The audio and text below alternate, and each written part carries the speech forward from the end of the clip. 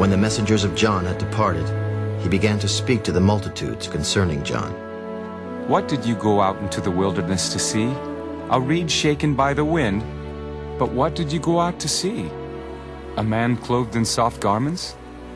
Indeed, those who are gorgeously apparelled and live in luxury are in king's courts. But what did you go out to see? A prophet? Yes, I say to you, and more than a prophet.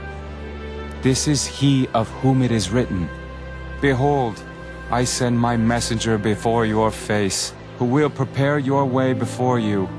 For I say to you, among those born of women, there is not a greater prophet than John the Baptist, but he who is least in the kingdom of God is greater than he. And when all the people heard him, even the tax collectors justified God, having been baptized with the baptism of John. But the Pharisees and lawyers rejected the will of God for themselves, not having been baptized by him.